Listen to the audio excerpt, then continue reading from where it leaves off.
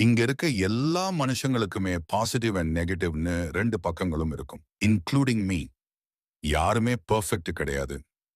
Social media influencer அல்லது சினிமால இருக்கிற ஆட்களுக்கு அது கொஞ்சம் அதிகம். ஏன்னா அவங்களோட அந்த பிரபலமான முகம் வேற, அவங்களுடைய தனிப்பட்ட வாழ்க்கை வேற. அப்படிதான் ராகுல் டிக்கி அந்த பையனோட வாழ்க்கையும் இருக்கு. நேத்து வரையும் ஏன் இப்ப வரையுமே யாராலையும் நம்ப முடியாத ஒரு மரணம் தான். ஆனா அதற்கு பின்னாலான சில விஷயங்கள அந்த பையனோட மனைவி சொல்றது கேட்கிறப்ப ரொம்ப அதிர்ச்சியா இருக்கு. இந்த பொண்ணு அந்த பையனுக்கு 2வது மனைவினும், முதல் திருமணம் ஆனத மறைச்சு 2வதா திருமணம் பண்ணினார்னும், இப்போ கடைசியா கூட அவரோட மரணத்துல கூட தன் கணவர் பக்கத்துல தன்னை அனுமதிக்கலன்னும் ஏகப்பட்ட புகார்கள் சொல்லுது. இதை இப்ப பையன் இறந்ததும் அடுக்கடுக்கு புகார்களா சொல்ற பொண்ணு அவன் உயிரோட இருக்கப்பவே சொல்லி இருக்கலாம். நிக்க அதுக்காக ஒரு பக்கம் இந்த பொண்ணு மேல அனுதாபம் இருந்தாலும், நாளைக்கு அப்படியே அவங்க அம்மா வந்து ஒரு பேட்டி குடுத்து அது தலைகீழா மாறிடும். இதான் சோஷியல் மீடியா.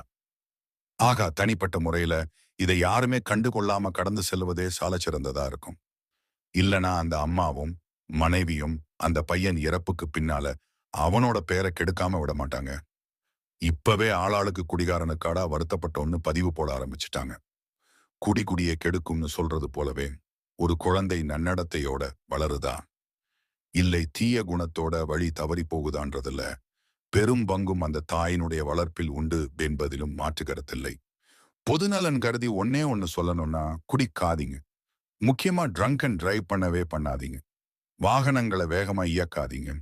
இரு சக்கர வாகனங்கள் ஓட்டுறப்போ கட்டாயம் ஹெல்மெட் போட்டுக்கோங்க.